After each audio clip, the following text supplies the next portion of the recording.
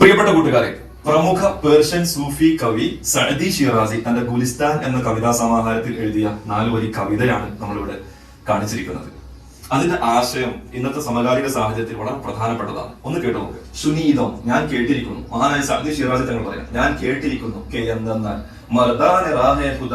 ദൈവമാർഗത്തിലുള്ള അള്ളാഹുവിന്റെ മാർഗത്തിലുള്ള ആളുകൾ, അള്ളാഹുവിന്റെ മാർഗത്തിലുള്ള ആളുകളെ കുറിച്ച് ഞാൻ കേട്ടിരിക്കുന്നു. അള്ളാഹുവിന്റെ മാർഗത്തിലുള്ള ആളുകൾ എന്ന് പറഞ്ഞാൽ സ്വാലിഹീങ്ങൾ, ഔലിയാക്കൾ എന്നൊക്കെയാണ് അർത്ഥം. അള്ളാഹുവിന്റെ മാർഗത്തിലുള്ള ആളുകൾ.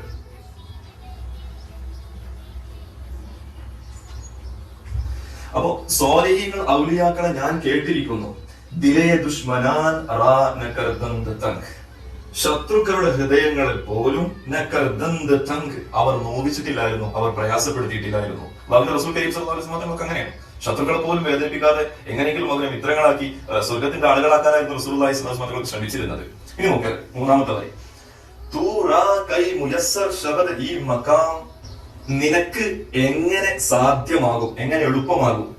മുയസ്സർ ശബ്ദം എന്ന് പറഞ്ഞാൽ എളുപ്പമാകും. നിനക്ക് എങ്ങനെ എളുപ്പമാകും ഈ പദവിയിലെത്താൻ. എന്തെന്നാൽ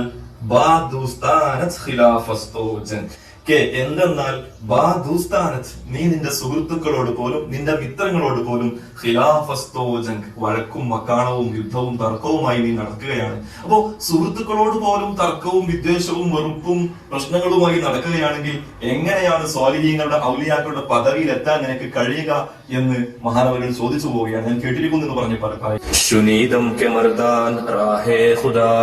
दिले दुश्मनान रा न कर दंद तंग तूरा कई मुयस्सर शबद ई मकाम के बादुस्तानत खिलाफस्तो जंग.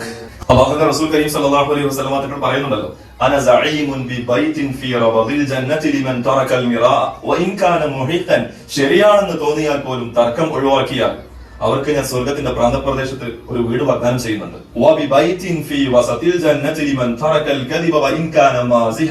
തമാശ പറയുന്ന ആളാണെങ്കിൽ പോലും കളവ് പൂർണ്ണമായും ഒഴിവാക്കിയാൽ സ്വർഗത്തിന്റെ മധ്യഭാഗത്ത് ഒരു വീട് അല്ലാഹുവിന്റെ റസൂൽ കരീം സല്ലല്ലാഹു അലൈഹി വസല്ലം വാഗ്ദാനം ചെയ്യുന്നുണ്ട്.